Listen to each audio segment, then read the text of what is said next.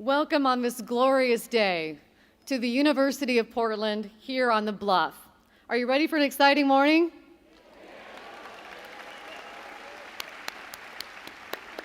I must say you all look marvelous today. It's great to have you here. Aren't we lucky to have His Holiness the Dalai Lama here in Portland, Oregon?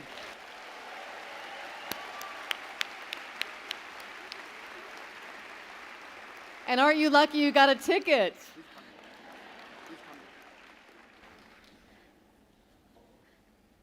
I'm Laurel Porter, anchor at KGW Television, News Channel 8, and moderator of our current affairs show, Straight Talk. I'm honored to represent KGW today. It is my pleasure and deep honor to welcome all of you to the Spirituality and the Environment, a historic interfaith event with His Holiness the Dalai Lama and with regional religious leaders. This very special event is co-hosted by Maitripa College, the only Tibetan Buddhist college in the Pacific Northwest, and by the University of Portland. Thank you very much to our pianist you heard earlier, Melinda Deshaw, for providing us with her lovely music. Thank you.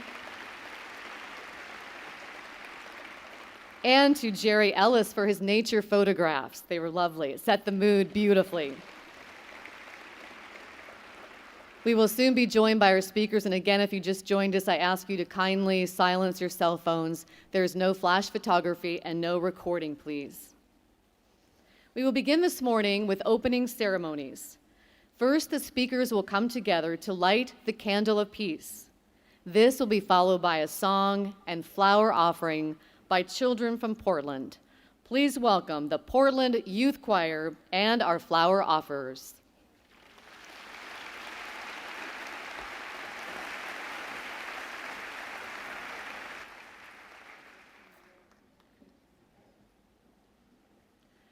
Please welcome Grandmother Agnes Baker Pilgrim, Tribal Elder of the Confederated Tribes of Siletz. Please welcome His Holiness, the Dalai Lama, Spiritual Leader of Tibet.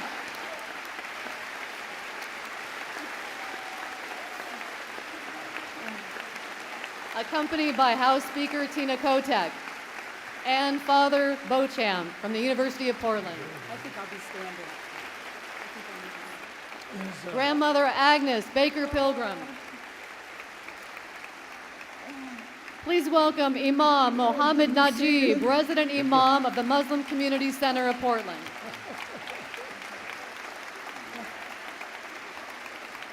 And please welcome Rabbi Michael Cahana, Senior Rabbi of Congregation Beth Israel of Portland. And once again, please welcome His Holiness the Dalai Lama, Spiritual Leader of the Tibetan people.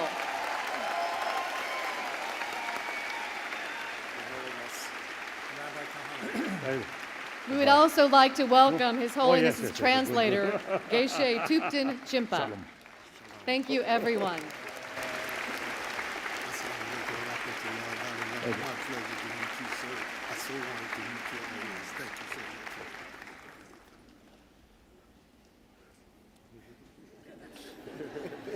Yeah, beautiful. 그대로.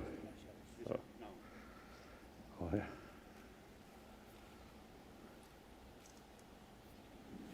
I think sit down. Sit down.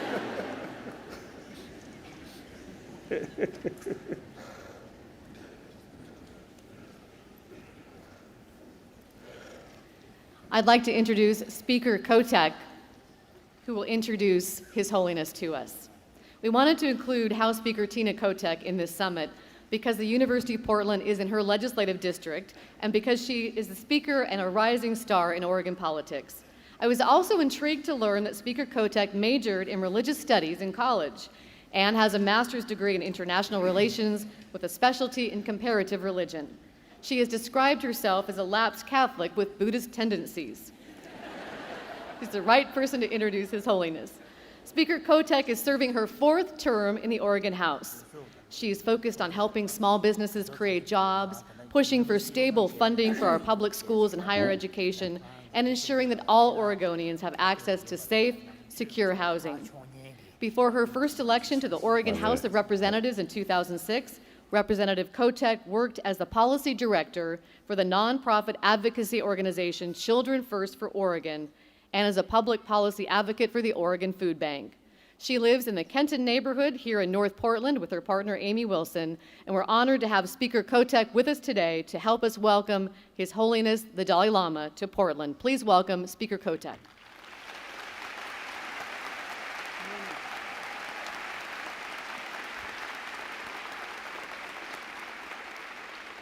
Thank you, Laurel. Good morning. What a beautiful crowd on a very auspicious day. It's wonderful to see you all. On behalf of the state of Oregon, the residents of North Portland, and the broader University of Portland community, it is my sincere honor to welcome our special guest today. He's a pilot fan already.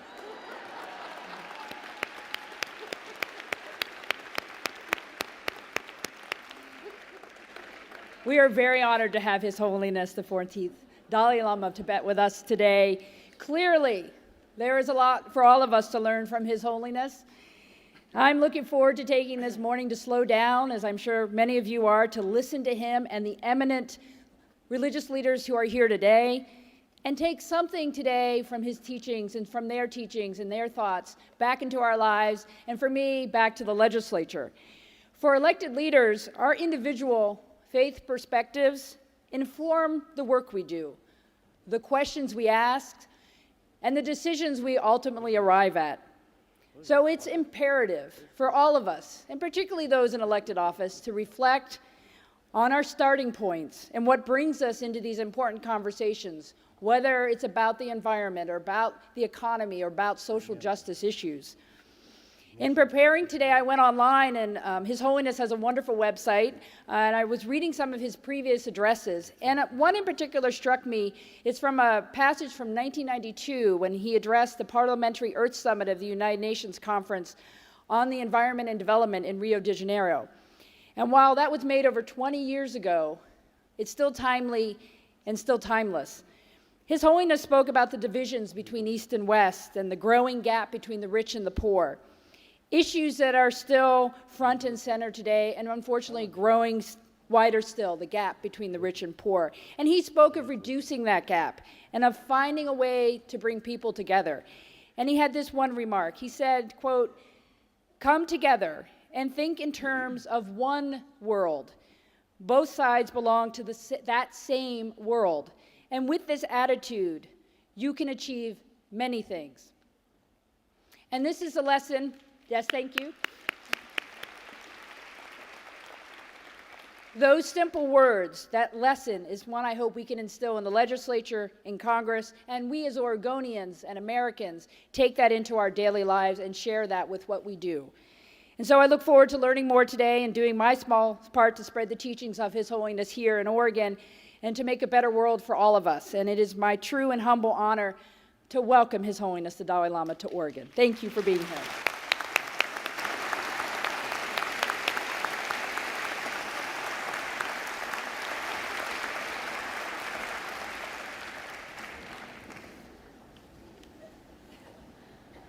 Now we want to hear from His Holiness, but I know we have some flowers that our flower children would like to offer. Would you like to bring your flowers over?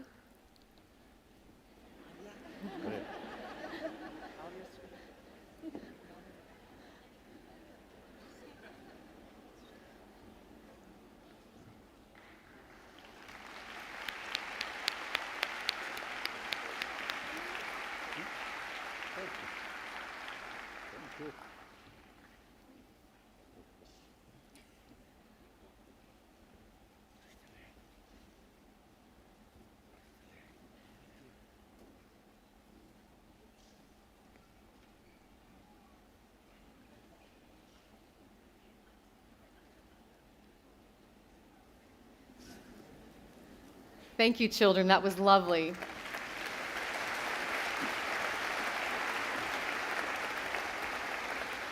And the Portland Youth Choir has a song to sing. Are you all ready to sing your song for His Holiness?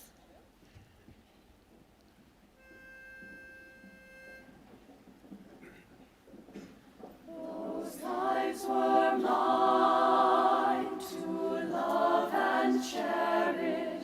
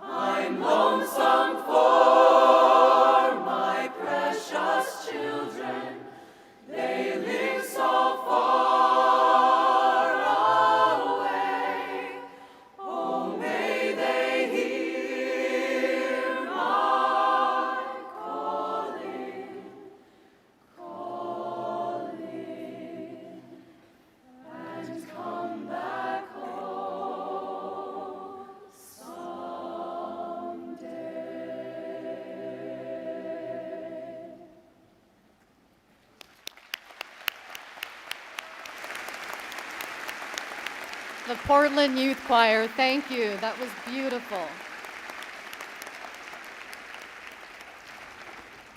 His Holiness, would you offer some opening remarks for us, please, on our topic, spirituality and the environment? 그래서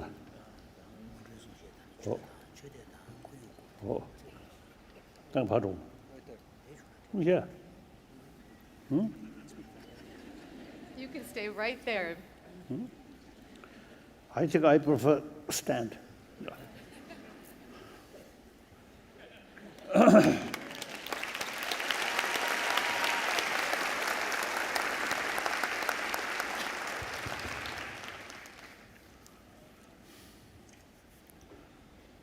I would like to seek permission to wear this very strong light. So sometimes, last year, my eye, both eye, because I operated, per se, surgery. So sometimes very strong light, uncomfortable. So, and secondly, I love this color. Beautiful, beautiful. And this also, this color, very beautiful.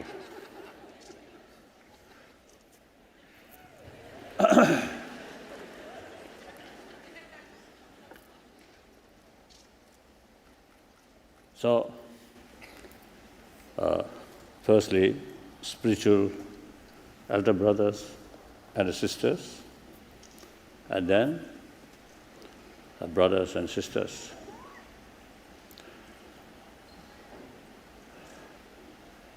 The first engagement or program in this beautiful city, this university, the Interfaith sort of service, I'm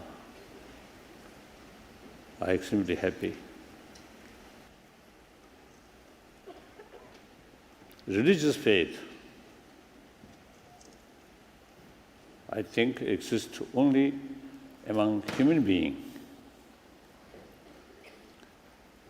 In animal world, no religious faith. Compassion, affection, biological factor. So even animal also have that. But faith, religious faith, only among human beings. Why? The previous Pope, the German Pope, he expressed faith and the reason should go together. I think that's why only human being we have sort of better ability use reasons. So religious faith came in human mind. So basically, religious faith is, I think, some kind of ultimate source of hope and comfort, peace of mind.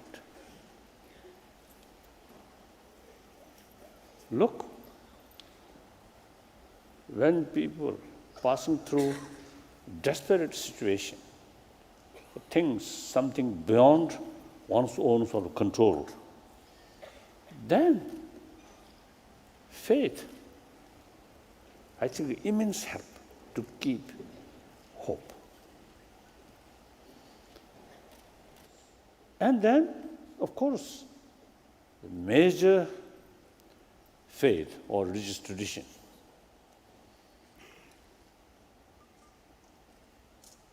see, the main message is message of love, compassion. With that, when we sort of come across sort of situation about to develop anger, hatred, then that is the time practice of tolerance. And something happened, then the negative ill feeling usually you see remain longer period. In order to compare that, in order to reduce that, practice of forgiveness. So all major religious tradition, you see, talks of these things. So therefore, all major religious tradition, I think at least last 3,000-4,000 years. Some cases maybe even 5,000, like Egyptian certain sort of belief, and also in China. These major religious tradition with certain concept or certain philosophical views. Here now, because of different sort of even different area, different climate condition, therefore different way of life there, different cultural heritage there. So, you see, according to that different sort of reality, other different philosophical views, you see, develop or happen. It is necessary to suitable the existing sort of reality. The purpose is same, to promote these basic message of love, compassion, forgiveness, tolerance, these things. So therefore, when we look philosophical field or different concept field, looks big differences. Then sometimes, because of that, we develop the strong sort of the concept of we and they. But if you look, what is the purpose of these different religious traditions? Different sort of concept. Simply different method to strengthening these basic message of love, compassion, these things. So therefore, the variety of human being, with different mental disposition, different way of approach is very necessary. So that's the reality. And now, unfortunately, not only in the past, but even today, sometimes there's a conflict or division due to different faith. That's very, very unfortunate. Therefore, see, the interfaith service or religious believer, different tradition, come together and share our common responsibility to cultivate compassion, forgiveness to humanity. So in order to help or serve other people, in order to cultivate these basic values, the first ourselves, these practice very sincerely, seriously, not simply some kind of ritual or traditional ceremony, not that level. Of course, this also is useful, but we must take the real essence, real message of these traditions and implement. Frankly speaking, sometimes I think including Buddhists also, our faith only available or exists in temple, not outside. So, Christian brothers, sisters, sometimes they are real sort of these valuable practice only in the church. Outside or synagogue or mosque. Our real life carry anger, hatred, jealousy, and through that way, violence or cheating other people. Frankly speaking, sometimes I telling people, religion also, teach us hypocrisy. Saying nice thing, compassion, forgiveness, but real life, forget these things. So that's the hypocrisy. Saying nice thing, implement different way. So therefore, whether we accept religion or not, up to individual. Once we accept religion, then we should be serious. We should be very sincere. And the religious message should be part of our daily life, including in our dream. Then you see some sort of circumstances, the negative emotion nearly about to arrive. Then remember these practice, as I mentioned earlier. So therefore, we religious believer ourselves, is firstly practice sincerely, then from time to time meet together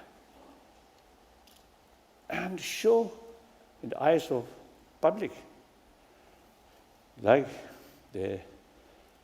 during previous, the late Pope John Paul. John Paul II. There's a Assisi meeting. That kind of gathering, religious leader come together, or different religious leaders come together and speak same message, message of peace, message of spirituality. I think that's very, very helpful. So there are cases, conflict, even bloodshed in the name of religion. So we must be more active to promote religious harmony. Ourselves, you see, genuine harmony on the basis of mutual respect, mutual learning. Through that way, we can develop genuine harmony within ourselves. Then show other people. So I think one purpose of this meeting, I think promoting religious harmony. And secondly, as I mentioned earlier, make clear, once we accept religion, we should be serious and sincere. So, then environment, one subject, environment. I think according to theistic religion, the whole sort of planet created by God, so God's creation, we must respect. We must protect that. If we love God, if we respect God, then God's creation, whole planet, must respect, must take care, not just exploit as much as you can, regardless of effect, like that. So, I think religious people, religious believer, I think should take more serious sort of concern about the degenerating, about ecology, these things. So, that's all. Then later, I think some discussions, isn't it? Yes. So I have to reserve some things to say at the time of discussion. Thank you.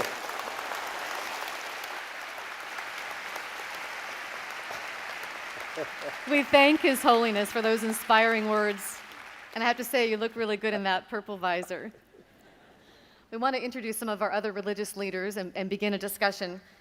First, I would like to introduce Father Beauchamp, Reverend E. William Beauchamp of the Congregation of the Holy Cross, or Father Bill, as he is fondly called. Father Bill has served as president of the University of Portland since 2004. Under his leadership, the University of Portland has every year been named one of the top 10 Western universities and is ranked first nationally among its peers for Fulbright scholarships since 2009. first nationally in community service in 2011 and 2012, and the top university in Oregon for return on investment in 2010, and since 2010. Father Bill has also been a pioneer in sustainability, as UP became the first college on the West Coast to discontinue the sale of disposable plastic water bottles.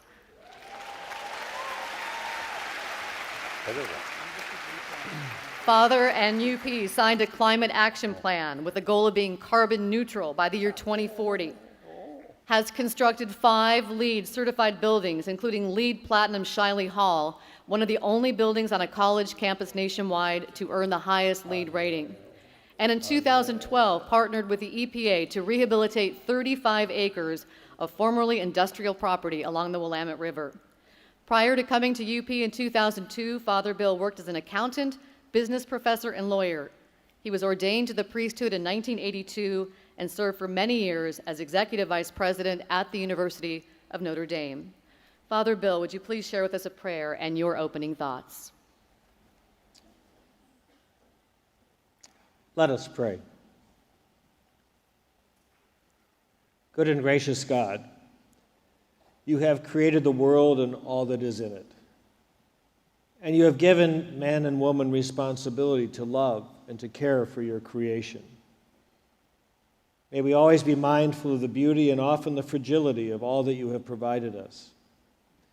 As we gather this morning, we pray that this discussion will open our minds and our hearts to know more clearly our call to protect your creation, and so to live at peace and in harmony with all created things and beings. We ask all of this through your Son, our Lord Jesus Christ, who is Lord forever and ever. Amen. Thank you, Laurel. And first of all, on behalf of the University of Portland, I'd like to welcome His Holiness, the Dalai Lama, back to the university. He was first here several years ago during another visit to the United States, and it is truly an honor for us to have him back here on the campus. Welcome also to Representative Kotek and the distinguished panelists who have joined us here today. And welcome to all of you, guests from our city, the state, and the region.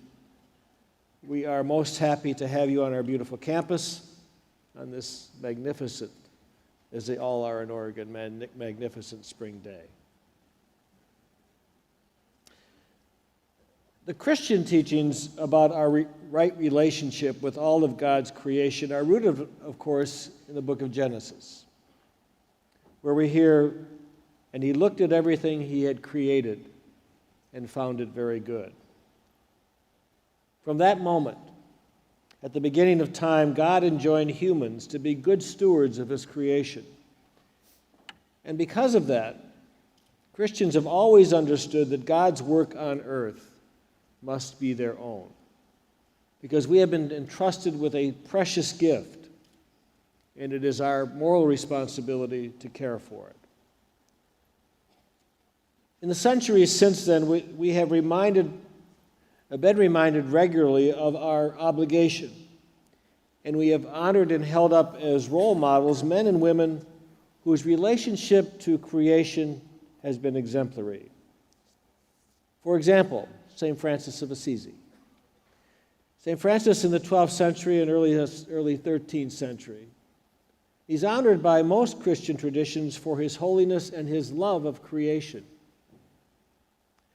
But it was messages from 2 Catholic popes who spoke about 100 years apart that created a view of our earthly responsibility that Catholics and indeed most Christians hold today. In 1891, Pope Leo XIII wrote Rerum Novarum, which is entitled The Rights and Duties of Capital and Labor, and spoke of the vision of distributive justice of the earth's resources. And then 100 years later, in 1990, Pope John Paul II spoke about the ecological crisis, a common responsibility. In his letter, Pope John Paul linked stewardship of creation with solidarity with the poor, those who are most affected by environmental degradation. John Paul wrote, Christians in particular realize their responsibility within creation, and their duty towards nature and the Creator is an essential part of their faith. In other words, it is rooted in what I am as a Christian. And then John Paul's words inspired the Catholic bishops in the United States, and the very next year they issued a statement on renewing the earth, an invitation to reflection and action on environment in light of Catholic social teaching. And the year after that, they formed the Environmental Justice Program to educate and to motivate Catholics. Most recently, Pope Benedict XVI insisted that care for creation is a moral obligation that falls on individuals and governments. In his statement, if you want to cultivate peace, protect creation, he said, "Our earth speaks to us, and we must listen if we want to survive." And now we have a pope who has adopted the name Francis, the patron saint of the poor and ecology. Clearly, the Catholic Christian tradition is one of always seeking that right relationship with all of God's creation. The Church's teaching about that relationship has several themes. One, we live in a sacramental universe. That is, all things are signs of God and God's love for us. We must have a consistent respect for life, for all life. We must work for the common good. We must have solidarity with and a preferential option for the poor. And there is no contradiction between care for the poor and care for the earth. The challenge, of course, is to raise awareness among the faithful and to educate them about their responsibilities. Those of us who teach constantly ask ourselves, how can we inspire others to respect and care for our creation? First, at the University of Portland, we attempt to make our students aware of the environmental crisis. Then we try to involve them in activities that respond to it, both large and small. There is a gap, of course, between awareness and action. And really, the bridge across that gap is education. So events like this today are an important part of that education. And my hope is that we will learn new things today that will help us to find that right relationship, the right relationship with creation and with our Creator. Thank you. Father Bill, thank you. Father Bill, thank you for those wonderful words. Thank you. It is my pleasure now to introduce Grandmother Agnes Baker Pilgrim. Grandmother Agnes Baker Pilgrim.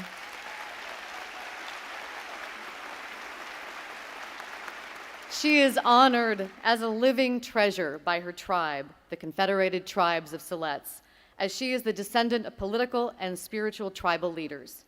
She is also the oldest living female of the Takelma band that we know of, who've lived in Southern Oregon for over 22,000 years. For nearly 40 years, her dedication to the spirit has led her to be an ambassador for our Mother Earth, working tirelessly to prevent spiritual blindness and inspire people to remember the ways of living that we all share as people of the earth. Grandmother has touched people of all ages in many different cultures in the United States and around the world through venues ranging from powwows to environmental conferences, from schools to health centers. She is also the chairperson of the International Council of 13 Indigenous Grandmothers. They represent a global alliance of prayer, education, and healing for our Mother Earth and her inhabitants and children. Grandmother Agnes, would you please share with us a prayer and your opening remarks? You want me to do my prayer first? Sure. Okay. Let us pray.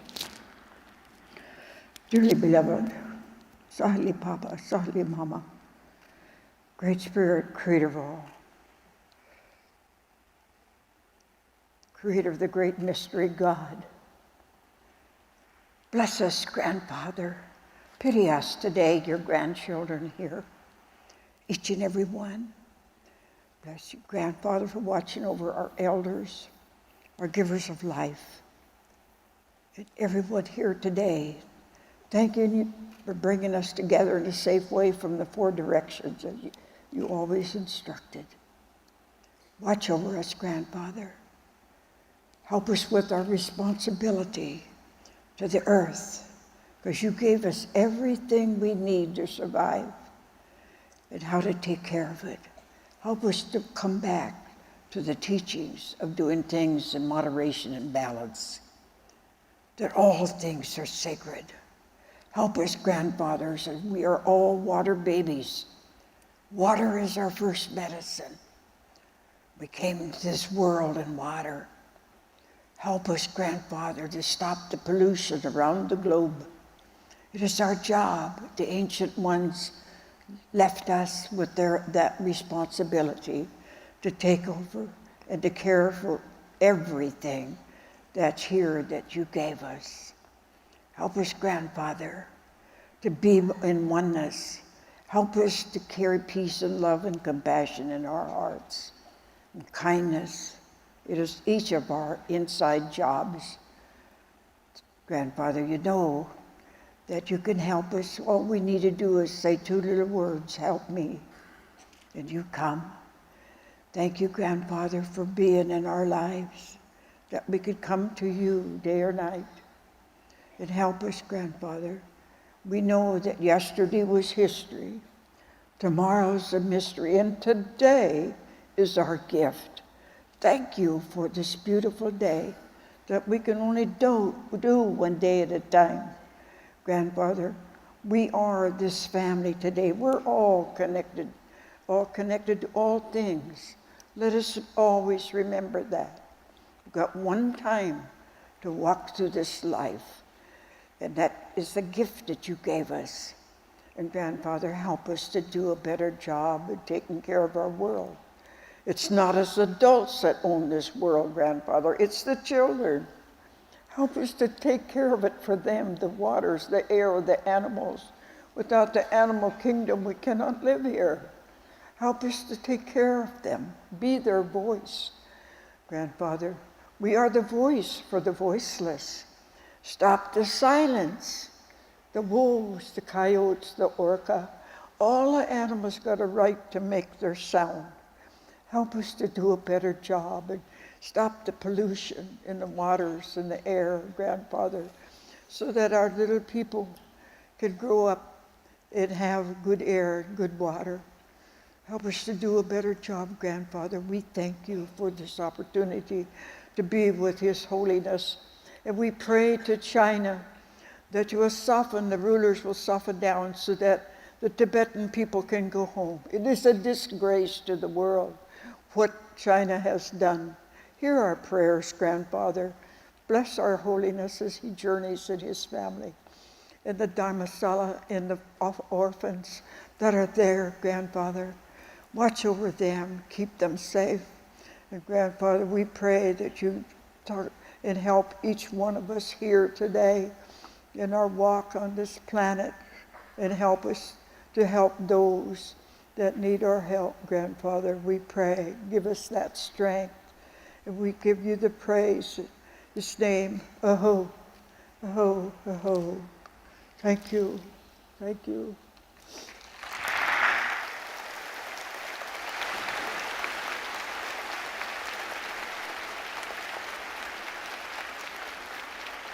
I have about a minute for opening remarks.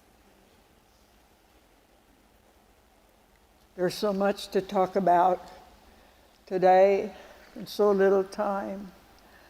But I pray that each of you here, the grandparents, that you will help the grandparents. They are the glue to your home and to your family. To watch over the little people. I always say it's us women that have an invisible umbilical cord attached to the earth, because we are the givers of life.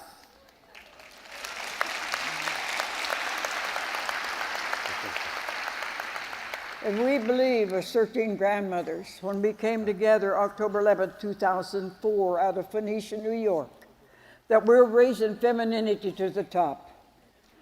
This is why the rulers of the world are not balanced. In every man, there's this feminine consciousness, and every woman is the male consciousness, and it needs to balance.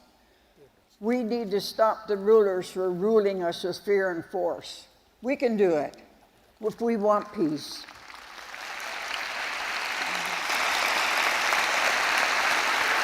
Grandmother, thank you. Thank you so much. Thank you to Grandmother and Father. We will get to meet Imam and Rabbi a little bit later with their introductions and their prayers, but you feel free to jump in on the conversation. We're going to start a little bit of a discussion here about the environment and spirituality. And first, I'd like to ask His Holiness, going back to your opening remarks, His Holiness, you talked about hope and working together instead of being we versus they. You've traveled the world over in 6 continents, dozens of countries. You've heard from environmentalists and scientists who have told you that the climate is changing as a result of human activity. Are you hopeful, His Holiness, that we can work together as humanity to save the planet, to heal the planet in time? And what can we do to inspire each other to work towards its solutions?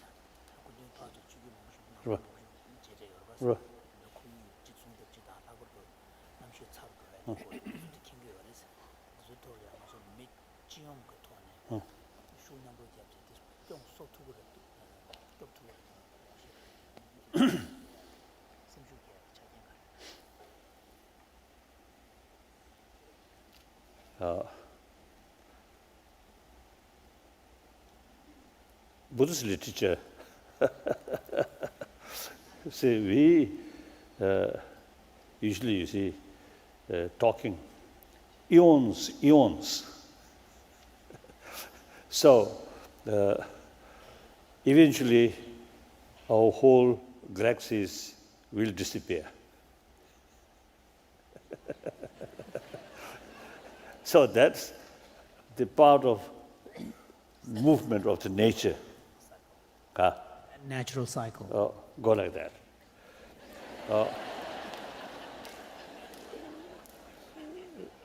So you see, looking from distance, then the tiny world, our world, part of the whole galaxies, and go like that. However, now, our life, 100 years, general average. So we have to take serious concern about our century. And perhaps, let's say, we have to take serious care about children, grandchildren. Of course, I'm monk, no children. But those people who have children and grandchildren, you have to take seriously about their future. So therefore, now this global warming, although I think part of nature, Natural cycle. then that is we can't do much. But some extent, our behavior have some connection, according specialist or ecology specialist. So therefore, we have this certain sort of responsibility. All our sort of activities use because of the consumption nature resources and also the water and the electricity. All these, you see, we have in some extent, you see, we can protect our world, some extent. Therefore, it is our responsibility, like, you see, taking care about our own home, our own room. So this planet is the only home. Even though with the help of technology, we can go, of course, moon, now much easier. We can go Mars and some other sort of planet. But it is almost certain, impossible to settle there. So this planet is the only home. And in the meantime, human population, according to some expert, within this century, the end of this century, human population will reach 10 billions. It is really a very serious matter. So therefore, and then meantime, this huge gap, rich and poor, global level, national level, this we must sort of make effort to reduce this gap. Otherwise, this, I think, really not only morally wrong, but practically also source of problem. You have to deal that. So that means the people whose sort of living standard under poverty, poor, it's a must uplift, raise up. So the major resources, some time back, I think 20 years ago, one occasion in Oxford, in England, this is some discussion. At that time, about 6 billion population. Some expert, told me, their living standard, the southern world, I said, a little difficult sort of the poorer section of people, their living standard raised up to sort of the standard of northern worlds enjoy.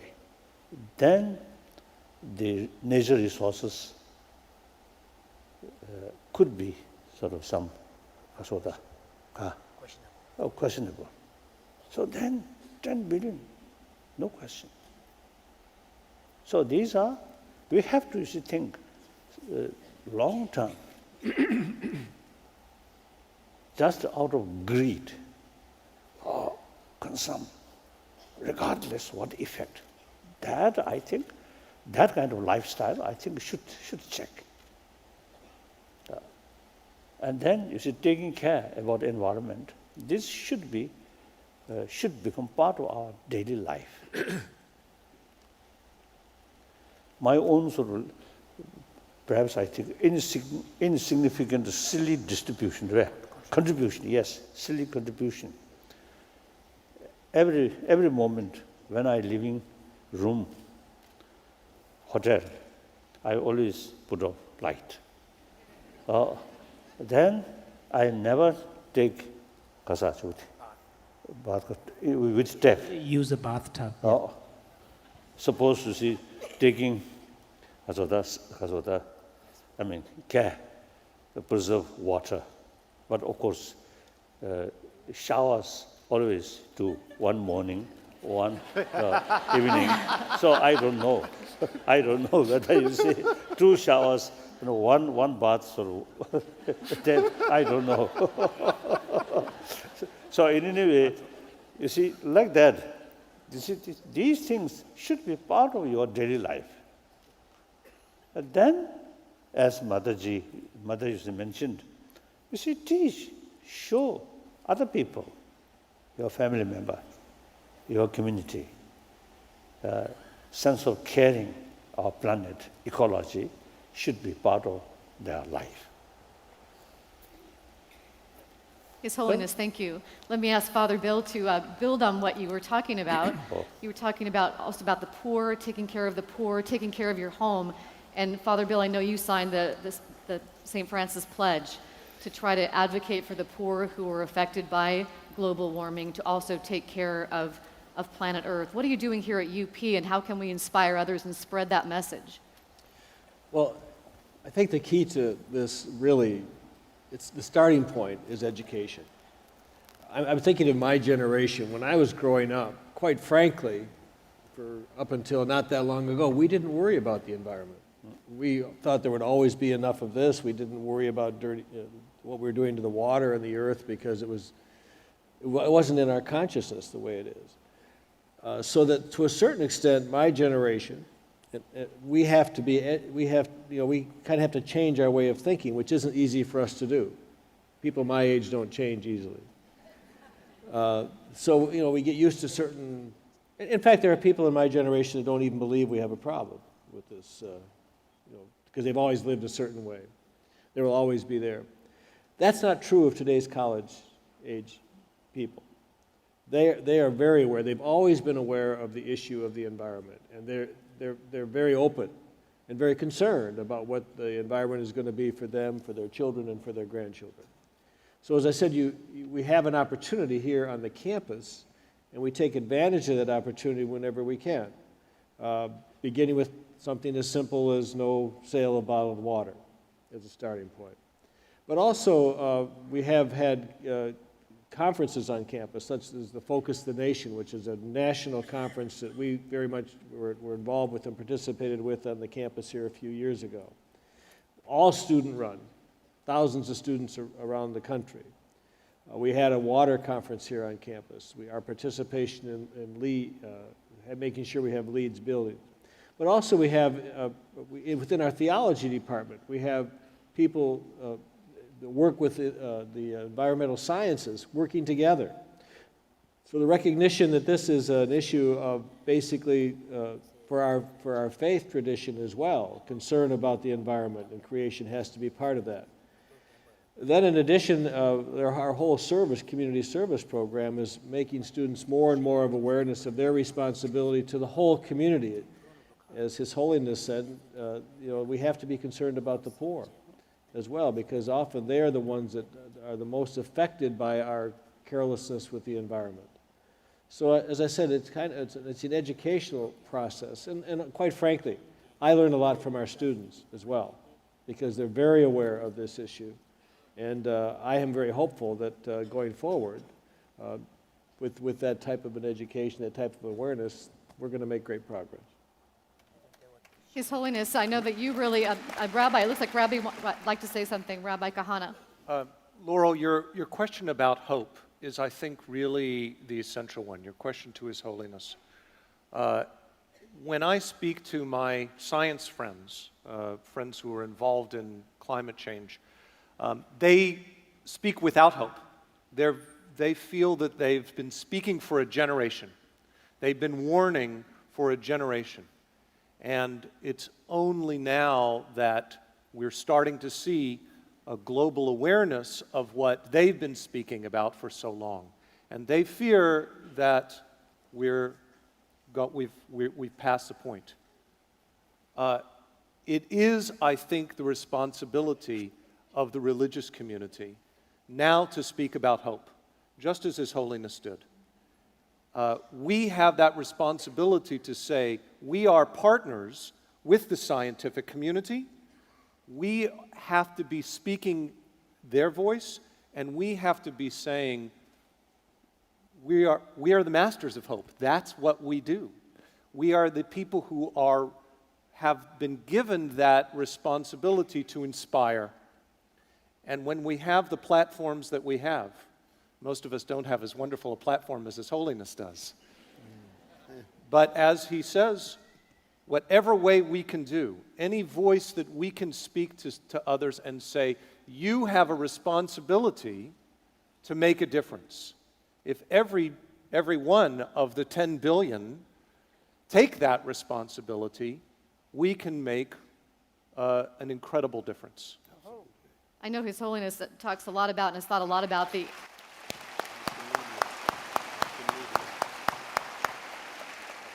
His Holiness has talked a lot about the intersection of science and faith. Would you like to speak on that, His Holiness? Correct.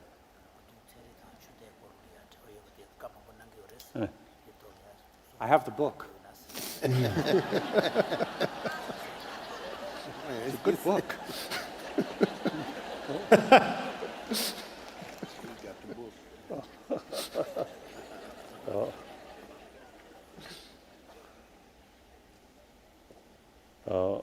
Basically, as I mentioned, generally, as I mentioned earlier, you see, reason and faith must combine, as I briefly mentioned before.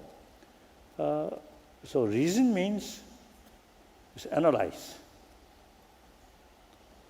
So whole scientific science development based on investigation, experiment.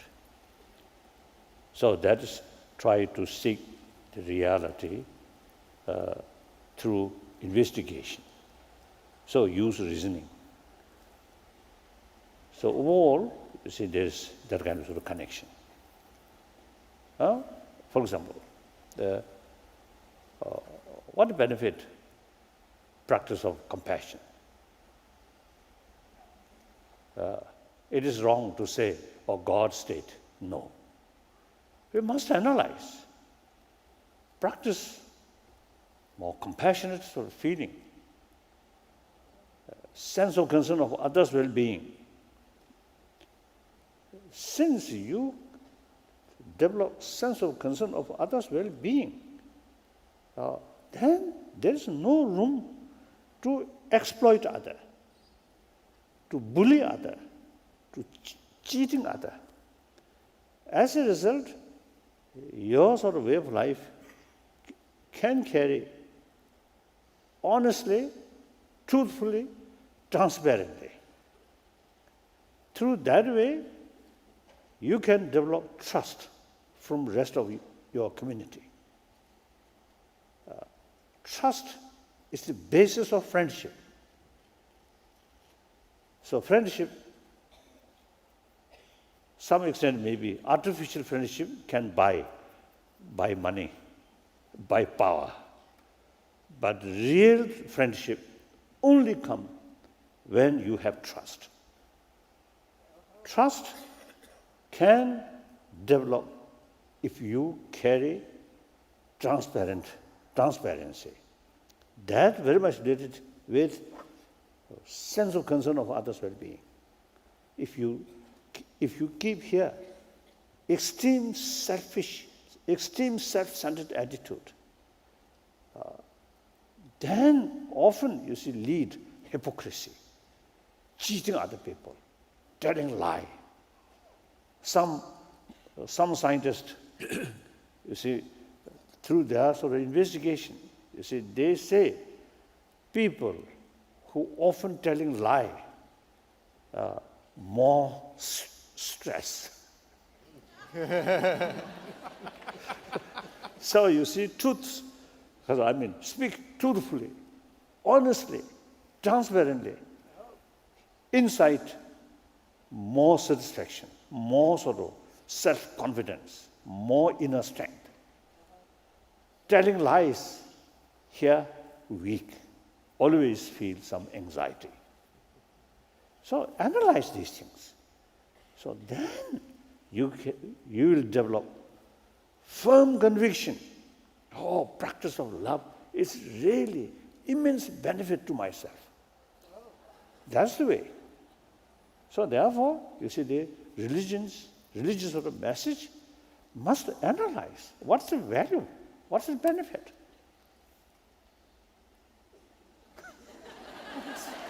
I think if you see those great masters still, you see, available, we can meet them, then they will explain. Now, that's not the case. Now, we have to analyze by ourselves. I think I am Buddhist. If Buddha still there, then I will receive some sort of thorough explanation from him. Now, no longer Buddha there, so I myself have to analyze these things.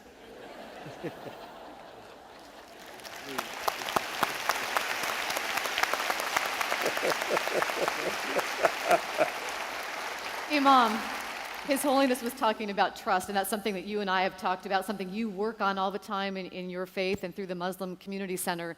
How can we build on what His Holiness was talking about? We just have a minute or so before I want to bring you in, but how do we build that trust so we can try to take on some of these challenges with the environment between all of us?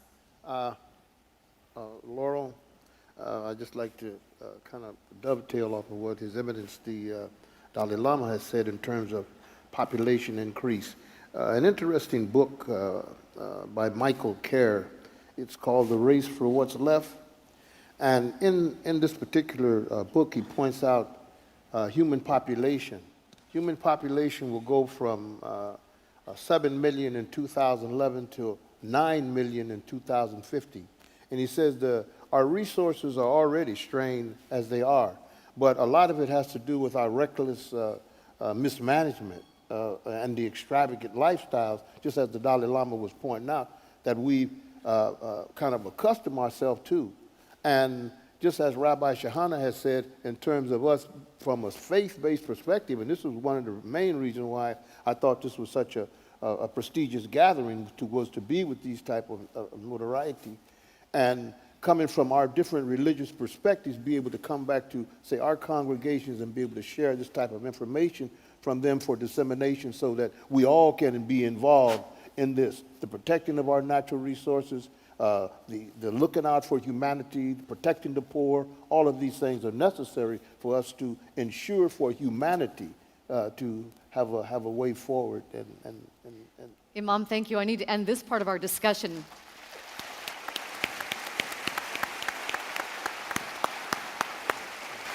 But we will continue this discussion in just a few minutes, but I want to introduce the rabbi and the imam and let you know a little bit more about them now. Mohammed A. Najib is resident imam for the Muslim Community Center of Portland, Oregon. The Muslim Community Center of Portland is one of the oldest established Islamic centers in the Pacific Northwest. He was the first coordinator of the nationally acclaimed Islamic program, Islam in Focus radio broadcast. Imam Najib has served on the KBU Radio Board of Directors, Budget, Finance, and Public Affairs Committees. His work has included interfaith and community concern-based organizations such as Ecumenical Ministries of Oregon. He was the first imam to deliver the invocation to the Oregon House and Senate in Salem. Imam Najib was the recipient of the Ambassadors for Peace International Award by the America Clergy Leadership Conference presented by Congress in 2003. Imam Mohammed A. Najib performed Hajj in 1978 and 2006.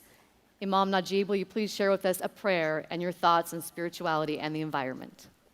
Thank you, Laura. Bismillahir Rahmanir Rahim. In the name of God, the Beneficent, the Merciful, I greet you with the greetings of peace. Assalamu alaikum wa rahmatullah. Peace be unto all of you. I would like to begin my short talk with the 7 most repeated verses in the world today, and that is Al-Fatiha, that's recited by 1.6 billion Muslims in the world. I will recite it in Arabic, and then I will recite it in English also. أعوذ بالله من الشيطان الرجيم بسم الله الرحمن الرحيم الحمد لله رب العالمين الرحمن الرحيم مالك يوم الدين إياك نعبد وإياك نستعين اهدنا الصراط المستقيم صراط الذين أنعمت عليهم غير المغضوب عليهم ولا الضالين. Ameen. In the name of God, the Beneficent and Merciful, praise be to God, the cherisher and sustainer of the worlds, most gracious, most merciful, master of the day of judgment. Thee do we worship, and thine aid we seek. Show us the straight way, the way of those upon whom thou hast bestowed thy grace, not of those who go astray or incur thy wrath. Ameen. I would like to take this opportunity to thank my Tripa College for extending an invitation to be part of this noteworthy and prestigious event. Having the opportunity to meet His Eminence, the Dalai Lama, and other spiritual and religious leaders. Spirituality and the environment. We cannot speak about spirituality and our environment without speaking about dialogue as the means of activating the inherent spirituality in everything. It is this process which brings things together. Humanity has been given the responsibility of trust in the maintenance of our environment and ecosystems. In our disregard the world faces with our overconsumption of resources like petroleum and the rapid depletion of reservoirs, unprecedented challenges. Today, the demand for natural resources continues to trend upward.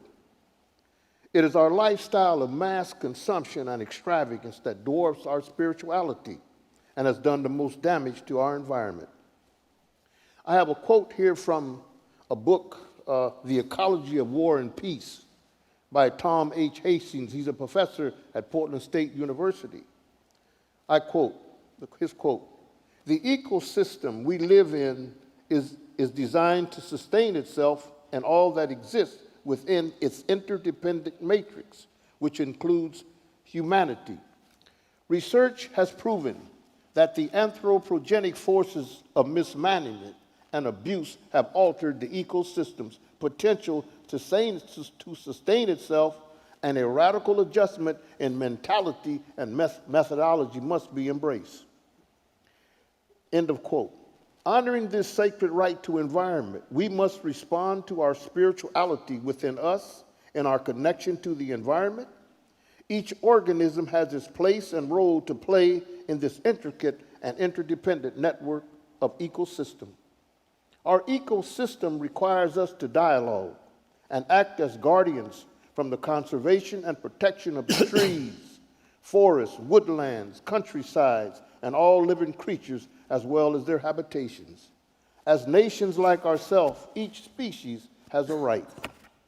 The world, our environment, is a gift to humanity, which is to be used for the benefit of all.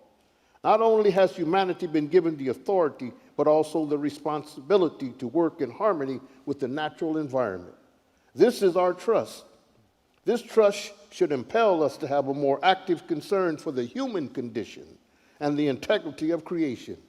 We dialogue spiritually with our environment, not only through our appreciation of it, but also how we treat creation, how we treat each other, and manage what we have been given. And I conclude with a short ayat or verse from the Quran, which I read, or Muslims read. In the Quran, it says, "We have not compelled humanity to adopt one way or another. We are shown the right course from the wrong and are left to choose as individuals. So whoever pleases may mind it.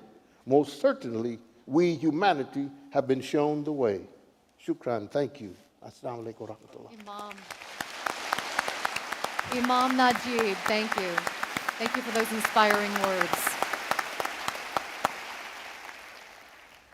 Now I would like to introduce Rabbi Michael Cahana, our final and very patient speaker this morning. Rabbi Michael Z. Cahana is the senior rabbi of Congregation Beth Israel in Portland. Through his leadership and programming, Rabbi Cahana has reached out to unaffiliated Jews, interfaith families, and others who've struggled to find a home in the Jewish community. Rabbi Cahana brings to Congregation Beth Israel his passion for creating a warm, supportive community in which Jewish learning and worship are exciting and engaging. Rabbi Cahana's academic interests are the interface of religion and science, which he talked a little bit about earlier, with a particular emphasis on medical ethics. He serves on community boards and interreligious councils and is a past president of the Oregon Board of Rabbi. In 1999, Rabbi Cahana was featured along with his family in the critically acclaimed documentary, The Last Days. His 2012 Rosh Hashanah sermon, Rabbi Sputnik and the Dreams of a Generation, will be included in an upcoming edition of American Dreamers, a collection featuring the, quote, optimists, mavericks, and mad inventors who believe we can create a better world. Rabbi Cahana, will you please share with us a prayer and your thoughts? Thank you. Thank you, Laurel. I share a prayer not of my own, but a prayer of the great Rabbi Nachman of Bratslav, 18th, 19th century rabbi who was among the great voices of bringing Judaism and connecting with the natural environment. Rabbi Nachman prayed, "Master of the universe, grant me the ability to be alone. May it be my custom to go outdoors each day among the trees and the grass, among all growing things. And there may I be alone to enter into prayer. There may I express all that is in my heart talking to you, the one to whom I belong." And with that prayer is a brief story, a Hasidic story. The child of a certain rabbi used to wander in the woods At first, his father let him wander, but over time he became concerned. The woods were dangerous. The father did not know what lurked there. He decided to discuss the matter with his child and one day took him aside and said, "You know, I've noticed that each day you walk in the woods. I wonder, why do you go there?" The boy said to his father, "I go there to find God." "That is very good," the father replied gently. "I'm glad that you're searching for God. But my child, don't you know that God is the same everywhere?" "Yes," the boy answered, "but I am not."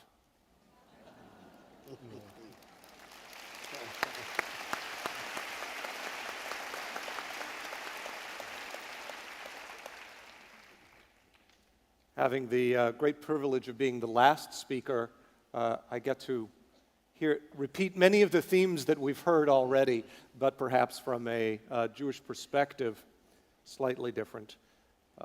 Your Holiness, my esteemed colleagues on this panel, all of our dear friends who have taken this time to explore issues of common concern as human beings, we share this single fragile planet, as His Holiness told us. We who gather here today believe that spirituality and religion are and should always be a powerful force for good. We stand in opposition to the pervasive nihilism that we see, in opposition to the instinct that is within each of us to view the world and other people as commodities to exploit. Religion and spirituality teach us the opposite: honor, respect, humility. We are not trapped in the eternal competition that defines the animal world, to kill or be killed, to eat or to be eaten. Religion teaches us that all of humanity lives in direct relationship with each other and with the world around us. In Jewish terms, we are created b'tselem Elohim. We are created, each of us, in God's image. A reflection of the divine presence lies within each of us. We are not mere flesh and blood. We contain a holy spark which animates us. We cannot oppress or ignore another because that spark that is within us calls out to the spark that is within another. And when we meet, we make a holy flame, a torch that lights the way in this darkened world. This connected reality His Holiness has taught us today through his Buddhist thought. It is shared by all religious traditions that are represented here today, and that unification stems from one single emotion, and that is gratitude. The biblical Psalms speak to us of our relationship with God. In Hebrew, Ladonai ha'aretz umlo'a tevel veyoshvei ba. The earth is God's, and all that fills it, the world and all who dwell in it. The earth belongs to God. God is the creator and the master of it. And we who are privileged to live in this world should be grateful for all of its abundance. Life itself is a great gift to treasure. And as we value the one who created all, we honor God by paying attention to what God created: ourselves, our environment. There is a grand multiplicity of life, a remarkable diversity that is brought about through the principles of evolution and natural selection. These methods do not take away from the divine animator of life. They are the tools by which the sculptor carves. This gratitude for God's creation reminds us that we live in relationship with all of creation. Science teaches us that we are not separate. We are a part, not apart from, the environment in which we live. This we read in the first chapter of Genesis that teaches us an important lesson, actually two important lessons: relatedness and humility.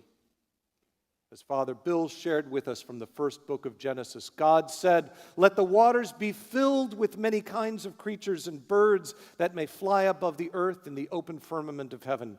God created the great crocodiles, every kind of creature that lives in the water, every kind of winged birds. And God saw that it was good. And God blessed them, saying, "Be fruitful and multiply and fill the waters and the seas, and let the birds multiply in the earth." By uniting all of creation into one short narrative, the Torah is teaching us that all of creation is linked. We are united in relationship through God to one another. And the Torah teaches us that God loves life, not for the value that it has for human beings. God loves life for its own sake. God sees all living things and calls them good. God blesses them with the same command that is eventually given to human beings: be fruitful and multiply. We've been doing a little bit too much of the fruitful and multiplying, maybe. Maybe we need to let the animals do a little bit more of it.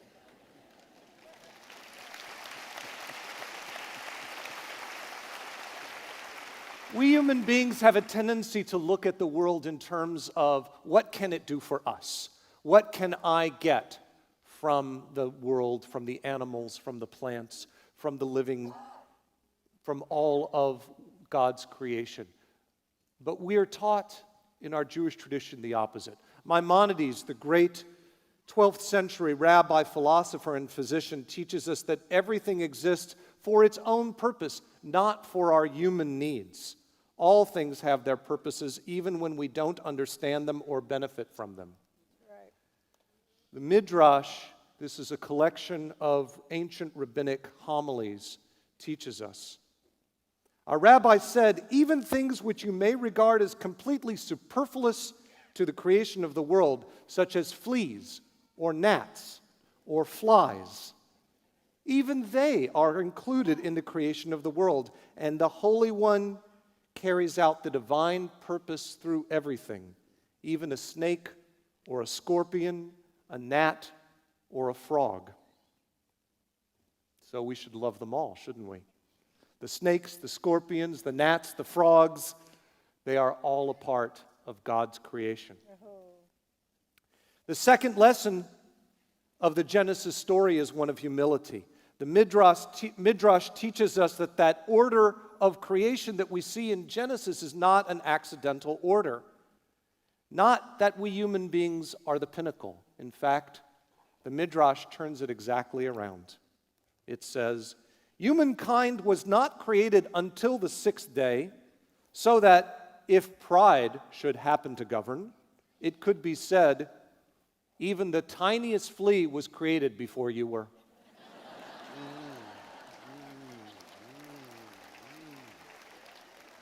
And the final lesson that I would draw is a lesson of responsibility. And this, I would say, is the Jewish core. This is our principle, to discover what is our duty. Again, in the Hebrew from the prophet Micah, Higid lecha Adam, ma tov uma Adonai doresh mimecha. He has told you, O man, what is good and what does the Lord require of you. The Torah is the Jewish people's guide to that answer. What does God require of me? Just as His Holiness said before, that is our question. What does God want from me? The Torah is a product of our time, an era in which the tension, a product of its own time. It was written at a time when there was a tension between the rural roots of our people and the urban future that was prevalent. We have learned that it is good to live together as a people. We have created so much good through our urban understanding. We've created civic responsibility, a demand to do good for others, a demand to care for the needy.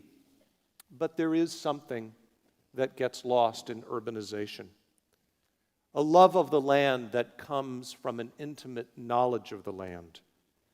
The Torah speaks often about the homeland as if it was a living thing. We are taught a law that requires to give the land a 7-year cycle of rest, culminating in a 50-year jubilee. Many of our traditional 613 mitzvot, our commandments, can only be performed in our homeland. Rabbi, I need to have you wrap that up. We only have a little bit more to go for our moderation We here. do. I'm sorry. I know. I'm sorry. So let me finish with this idea of responsibility. And responsibility implies within it ability. We can't be given a responsibility we can't carry out. And so when we talk about this question of hope that we did before, this question, can we actually accomplish it? Because we've been given the responsibility to care for our world, we know that we have the ability to care for our world. And I'll finish with a midrash, thousands of years old, that expresses this very modern idea so long ago. When the Holy One, blessed be God, created the first man, God took him around to all of the trees of the Garden of Eden and said to him, "Behold my works, how beautiful and commendable they are. All that I have created, for your sake I created it," God said to Adam. But then God said, "Pay heed that you do not corrupt and destroy my universe. For if you corrupt it, there is no one to repair it after you." Rabbi, thank you so much for those beautiful words. Thank you. Thank you.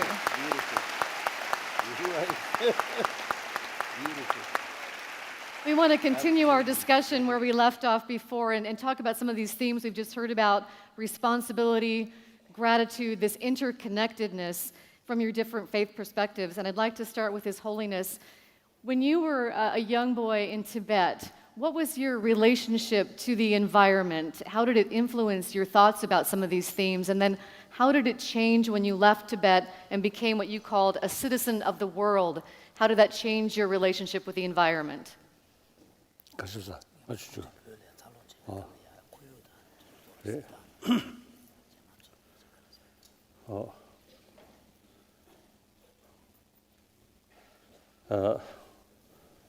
When I was in Tibet, I think till my age, 24. So I think Tibet, some people call roof of the world, and very clean. I think one way, the small population, their lifestyle also quite simple. So everything, I think, very beautiful in the nature form like that. And then, and so, from my childhood, so I love flowers, and sometimes to see, because cultivate soil, gardening like that. And only after I came to India, then gradually, when I sort of heard, "Oh, this water you cannot drink," I was a little surprised. In Tibet, whenever passing through some water, river or something, stream, we always enjoy, no problem. So then I began to learn. Water looks as water, but still much polluted. Even fish or these water animal also sometimes difficult to live.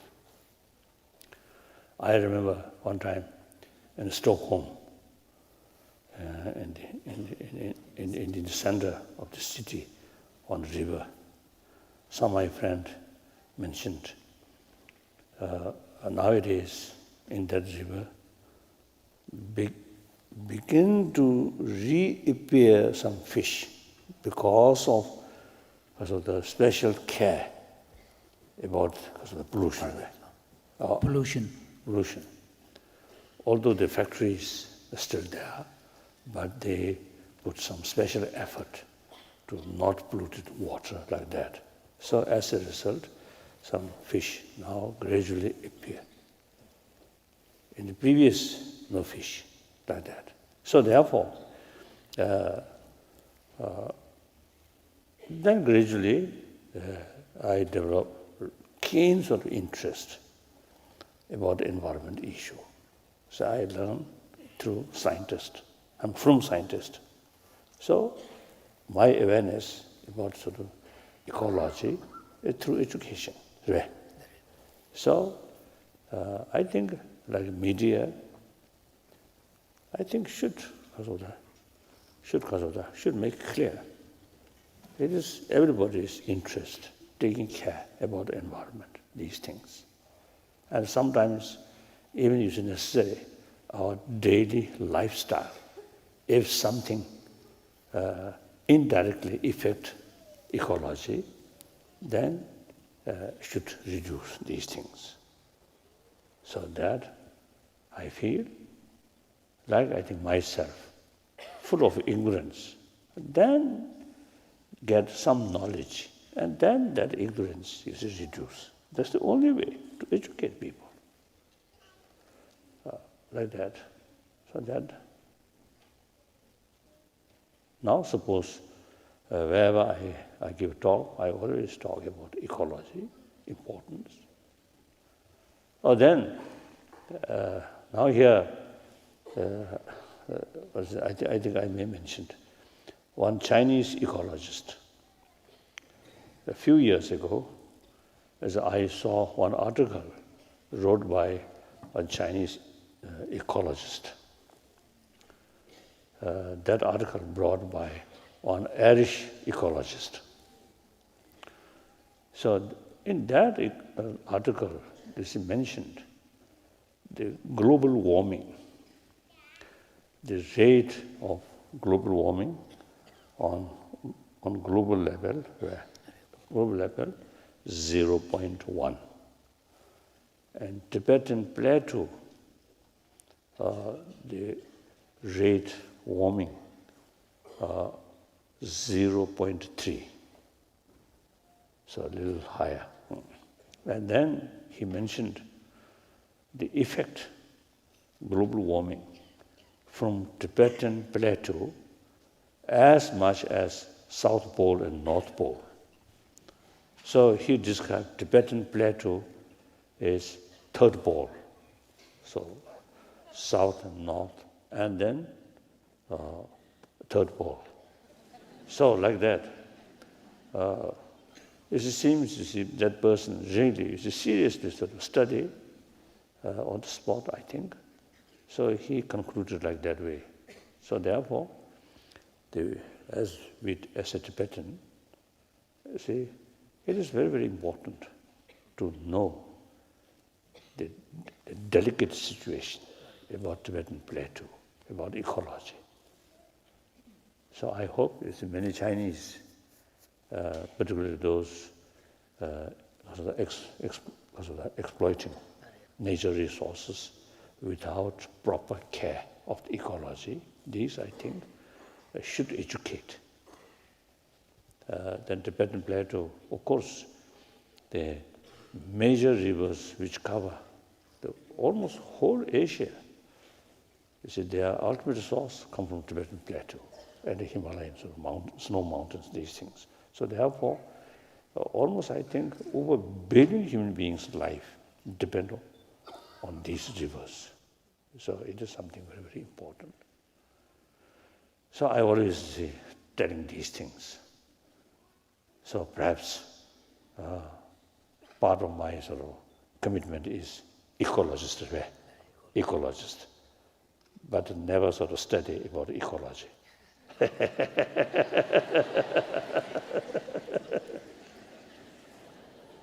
We love to hear you laugh, His Holiness. Thank you so much. You talk about commitment to ecology. Thank you, His Holiness.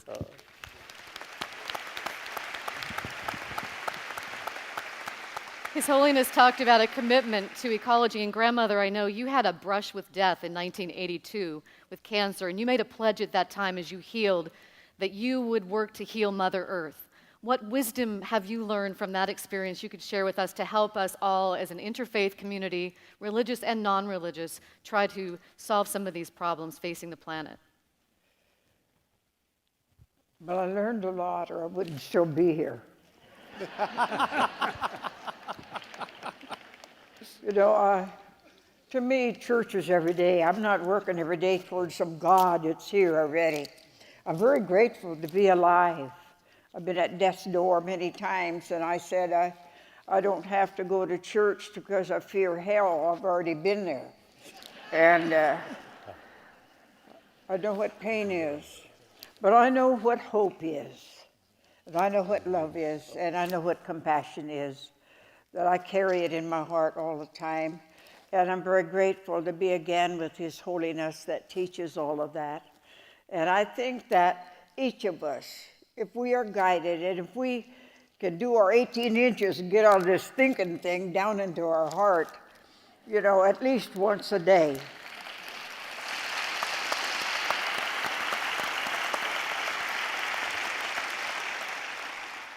And to also remember your cheapest medicine is laughter. And your best and first medicine is water. To guard it with your life. Without it, we cannot live. So I pray that each of you, every day, will make it ritualistically a way of life to greet the morning with water and to thank it, as Dr. Moto has says, water can hear. And so 75% of your body is water. So talk to it and thank it in here.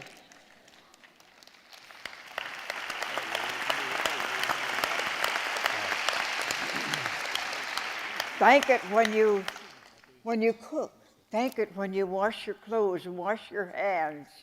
Flush the toilet. You know, water your lawn. Take a shower. Talk to the water. It can hear. Talk to the cloud people. Thank them. Without them coming down on us, the green wouldn't live. We need the rain so that we can breathe, right? I always say, when a tree breathes, I breathe. Mm-hmm. So I'm always praying and thanking our beloved, what He has given us, and the responsibility to teach all I can, and to be able to continue to live and do His bidding.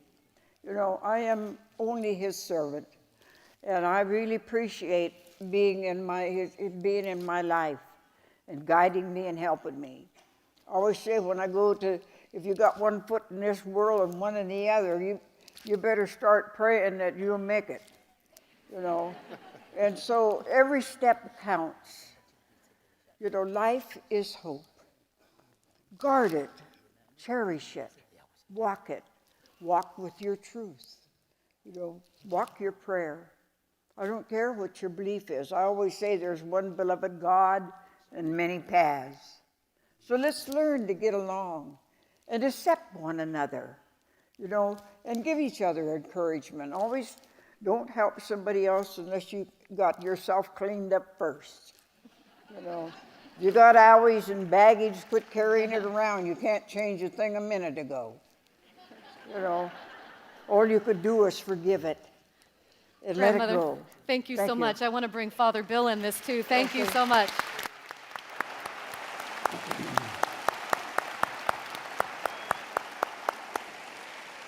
Father Bill, we have many differences in our religions and many commonalities, but one thing we've been hearing a lot about today is the commonality that we all want to save the planet Earth. What can we do to work together as an interfaith community and at University of Portland to try to work towards that goal and to connect with the Earth? Well, first of all, you're giving me a hard job following grandmother.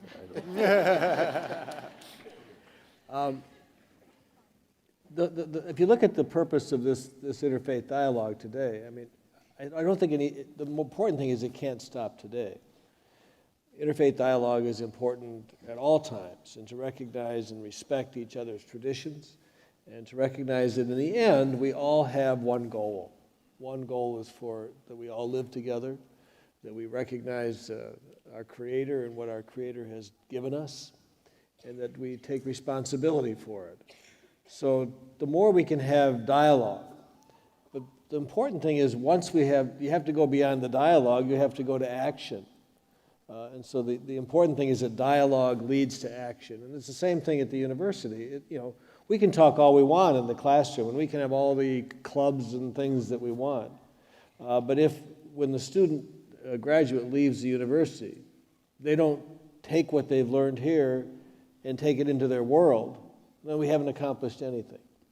So as I said, the important thing is to take what you experience, take what we talk about, take what we learn, and we've learned so much. We learn more and more every day, things we never used to worry about, and convert what we've learned into action and working together. So, I mean, this is just one step, quite frankly. Thank you, Father.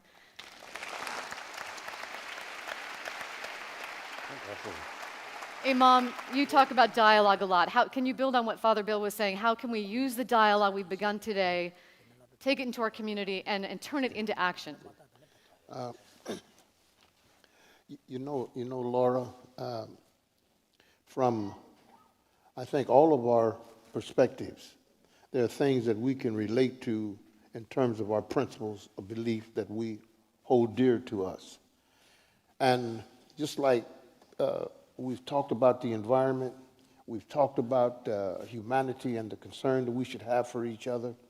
Well, from my perspective and the Quran that I read and I draw my source of strength from, just in terms of the animals and to show you how God's creation is one, there are several chapters that are just entitled, like we have the bee, we have the ant, we have the spider, ankabut, and we have these different creatures which God has pointed out to us within my faith traditions that I hold dear to me to respect. This is part of the ecosystem that we have been talking about today. Now, we as spiritual leaders, this is why I thought this was such an informative and prestigious gathering, is the fact that, all of us are able now to return to our communities for dissemination.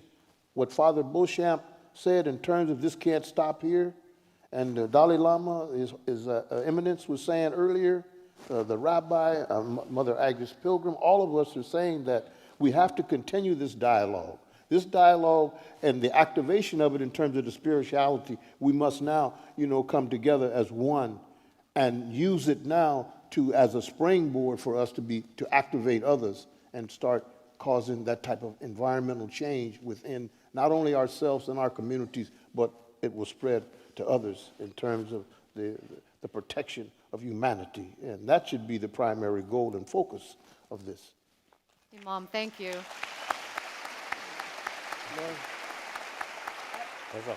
Father? One thing I was going to add is one thing that has to stop is we have to stop what we're doing to each other too often in the name of religion. That's the starting point. Grandmother.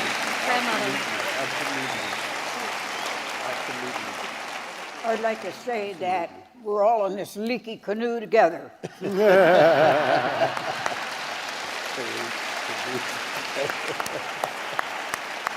Rabbi?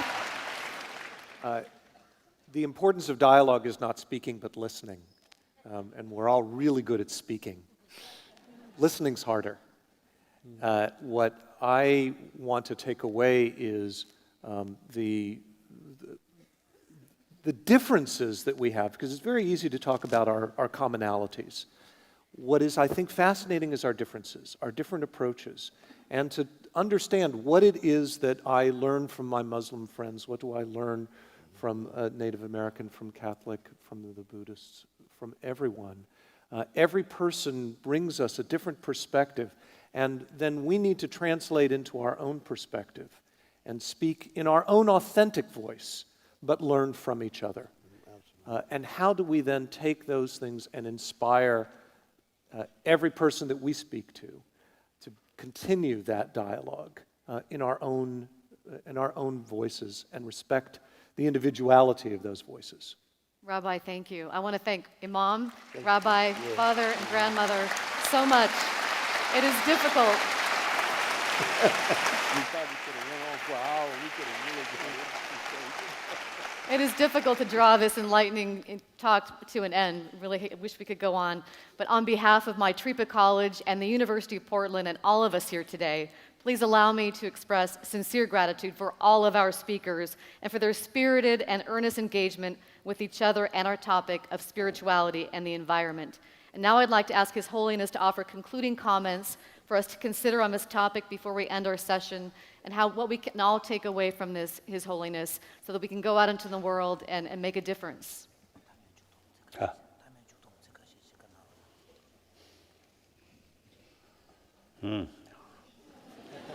I don't know.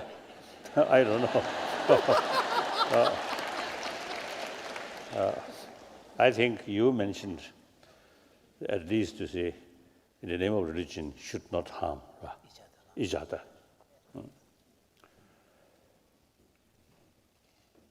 Now again, there is a reason. What is the reason? You see, we should not harm each other. And how? I think two things. I think first, reason. Whether you like it or not, the different religious tradition last over 2,000 years, about 1,000 years already there. So this planet is something like multi-religious planet. It's a fact.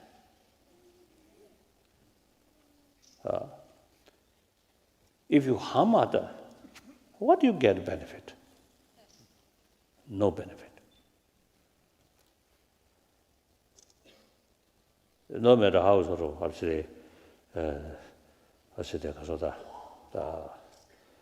great, you cannot eliminate other religious tradition.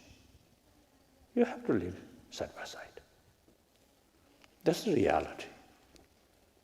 So, since we have to live side by side, then much happier, much better, live happily, harmoniously.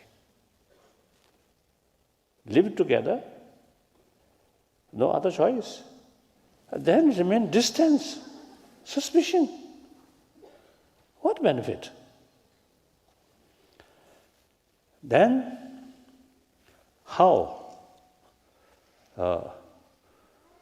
developed, not harming each other? Firstly, as we already discussed, closer contact, learning each other. Then, automatically, you develop some kind of admiration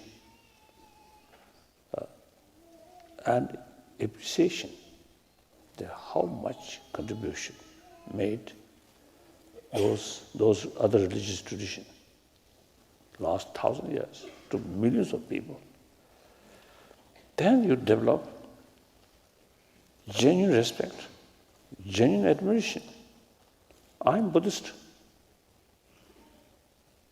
As a result of meeting with people, I really appreciate.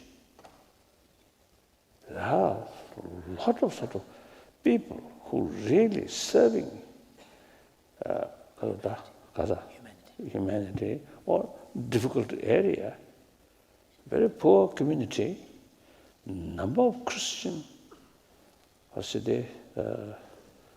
nuns, monks, you see, dedicate all their life serving others. Not remain in luxurious way of life or lifestyle. So such like Mother Teresa, see, their sort of inner strength come from their faith.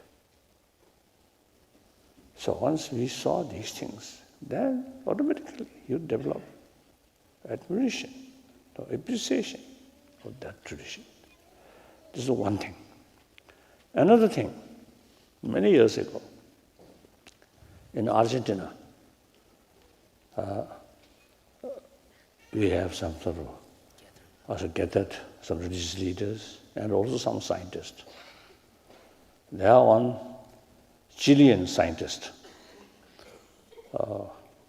I can't remember his name, but he, physicist.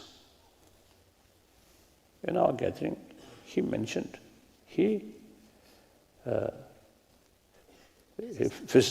a physicist, his field is physics, quantum physics.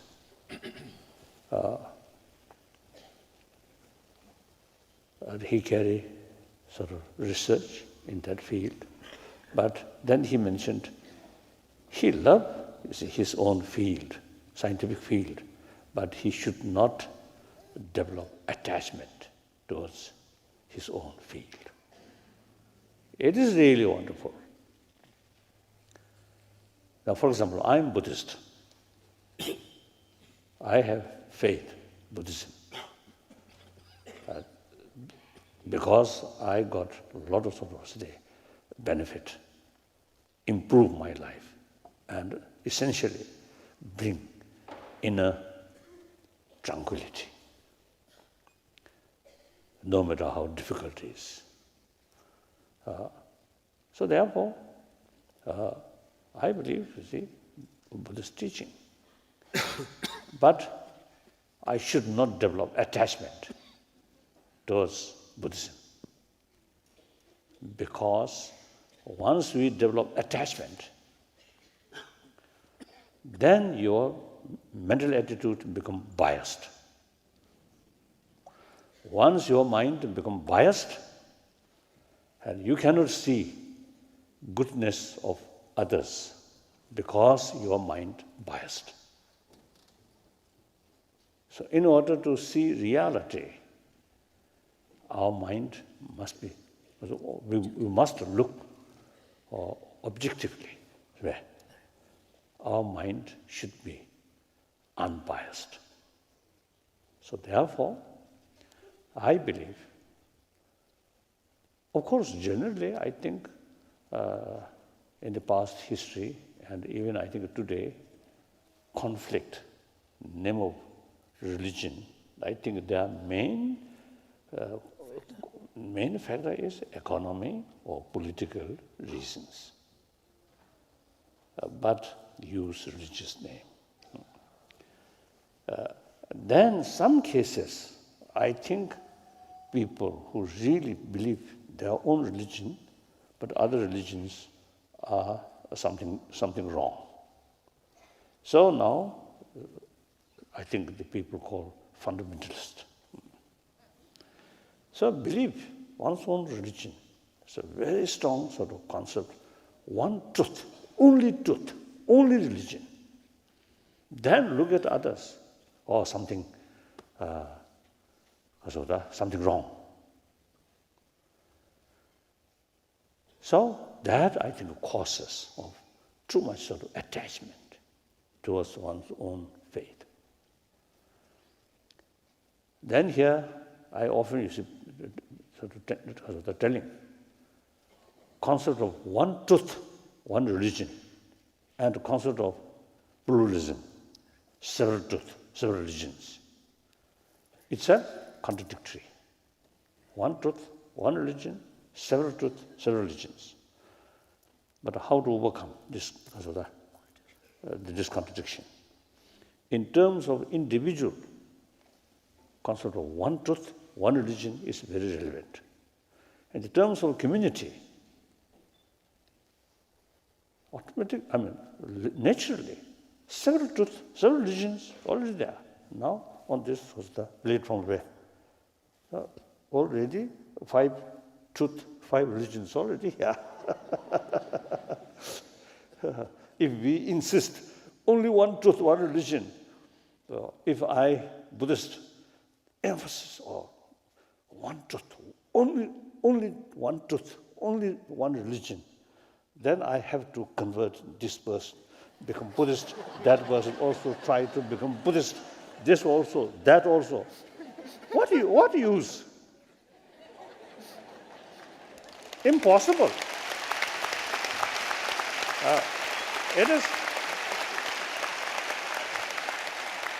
It is much better different people from different area, different history, it is much safer to keep your own traditional religion. That's much more suitable, much more effective. So when I give some lecture on Buddhism in the West, I always make clear, you have your own traditional religion. It is much safer and much better to keep your religion. Certainly you can learn from other tradition. Like we Buddhists also learn from Jewish or Islam or the Christian, Native American, so far not much. but one thing I admire, see, you really respect nature, isn't it? Like Shintoism. That I really sort of impressed or struck on our mind. Now today, particularly sometimes we have the sort of belief or attitude, science and technology can control nature. I think that in some extent, yes. I think within this room, within this hall, we can control cold and hot, but not global level. So global level, nature is much more stronger than our technology. It's fact. So therefore, their respect to nature, like Shintoism, respect to nature, I think very good. And then if you respect nature to extreme, not touching, that also sometimes. So I think middle way is very, very important. Either extreme is not good. We have to sort of more balance or more relative, isn't it? Like that. So the important is, say, look at the tradition objectively, sincerely, seriously. Then you can see a lot of sort of benefit, values. And then eventually you develop all major religious traditions have same potential. And then naturally develop respect, admiration, and also be, as I mentioned earlier, more realistic. There's 7 billion human beings. All 7 billion never be Buddhist or never be Christian, never be follow of Judaism. Or you chosen people, isn't it? All chosen.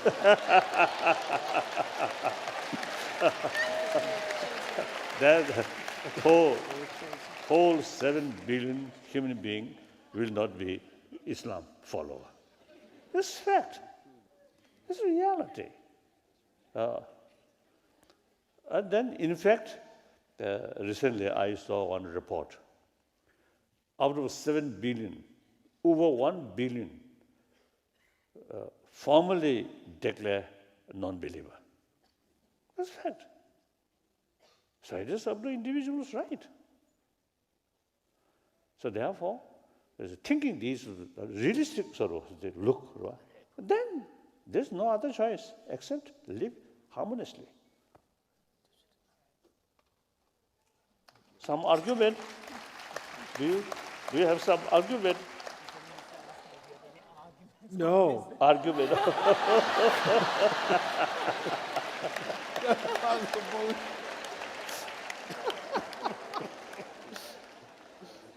Yes. His Holiness, thank you so much. What a treat, what a treat.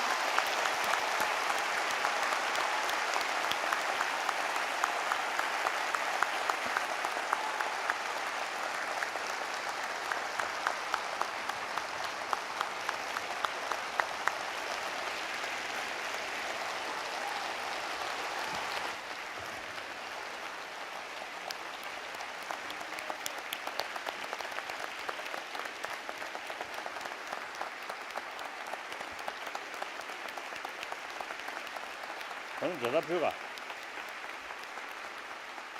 Thank you very much, His Holiness. I know I speak for everyone here that's on their feet right now, and many who couldn't be here who are watching us live streaming now on the web. We thank you for your vision, for your guidance, and for the example that you set throughout the world.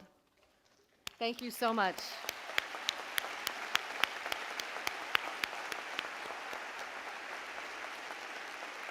Thank you also to Grandmother Agnes, Reverend Beauchamp, Imam Najib, and Rabbi Cahana. Your commitment to interfaith engagement and to the caretaking of faith communities in our region, as well as the caretaking of our planet, is deeply inspiring. We're so grateful to have had you with us today. Thanks as well to His Holiness's translator, Thupten Jimpa. Thank you so much. Beautiful. Speaker Kotek, we thank you, our wonderful performers and offerers, and for everyone who had a hand in putting this morning event together. Thank you to Maitripa College as well and the University of Portland. Thank you to our audience for coming and for your interest in this event. May this coming together create change in the hearts and minds of everyone here today, both for environmental action and the interfaith harmony that His Holiness spoke of. And may such inspiration spread throughout the world, beginning with all of us here today. Thank you so much. I have a few announcements I'll make after His Holiness and our speakers depart. After His Holiness leaves, I know there are a few people in the audience that need to leave right away to get to a luncheon, so please leave as soon as His Holiness departs. Thank you again so much. Oh, then I think, yeah. I think.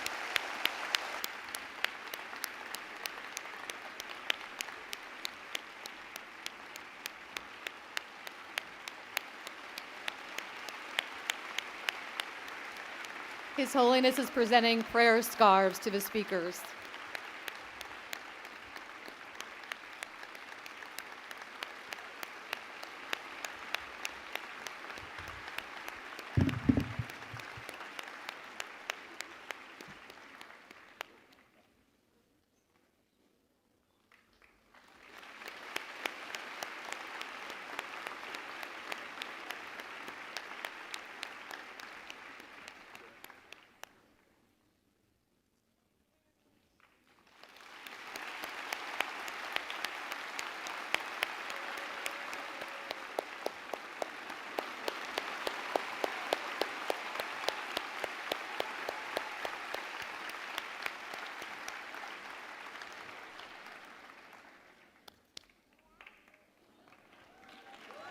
I'm so honored. Thank you so much.